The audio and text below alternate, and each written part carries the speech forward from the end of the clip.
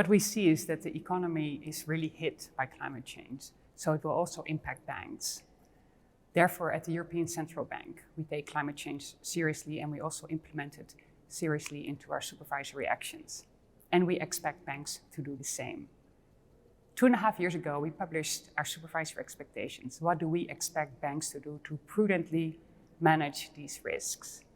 Since then, we've been stepping up efforts on doing thematic review, stress testing. We found that no bank at the moment is fully climate change proof. So efforts need to be stepping up.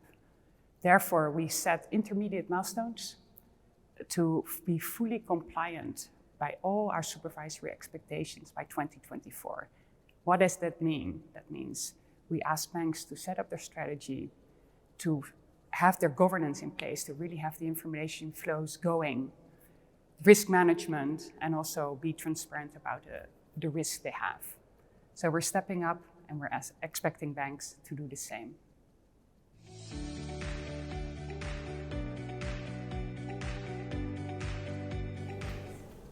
Implementing climate-related risk into prudential supervision is a trend I observe across all geographies. And it's something the European Central Bank also strongly supports, because only if we work together and we coordinate actions, then we can make real progress. A good example of this is the work of the Basel Committee. Last year, they published the principles of effective management and supervision of climate-related financial risks. This document basically sets a global baseline of what we can expect from banks to manage the risk and how to supervise them. Another really important player at the front to move action across geographies is the Network for Greening the Financial System.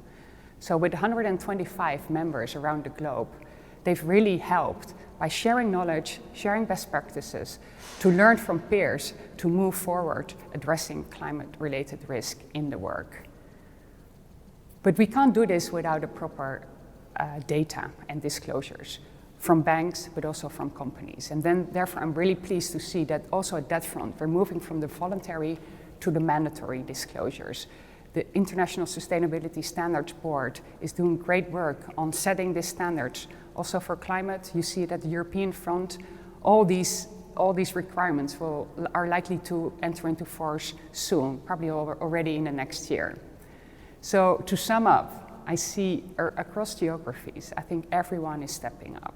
Although the speed at which we progress might vary, we are all heading in the same direction, and we are all raising the bar.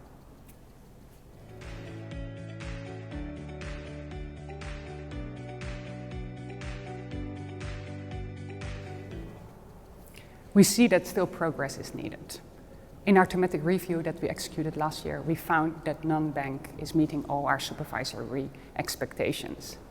But in that same review, we found a lot of good practices, and they come from all walks of life, from big, small banks, all of them. And if you put all these practices together, we see that our expectations can be met.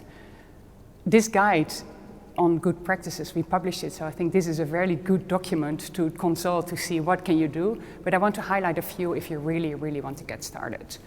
First of all, key is top-level commitment and engagement in the topic. Secondly, getting it really embedded in your organization. Don't limit it to a sustainable finance officer somewhere in the basement, but put it there in the core of your business, on the risk management, and use all the tools you have in hand there to address the risks. Thirdly, closing the loop. Make sure that the findings you have on the risk, you feed it back to the board so they can make the proper decisions.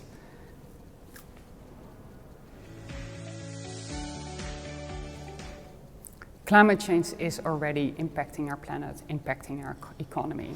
And science warns us that the speed on which the climate is changing is only accelerating. That means that also the financial risks stemming from wildfires, drought, floods, etc. will also increase. Banks need to make sure that the portfolios they have are resilient to this risk. By better managing the risk, they're better capable of reaping the opportunities and are better fit for the future.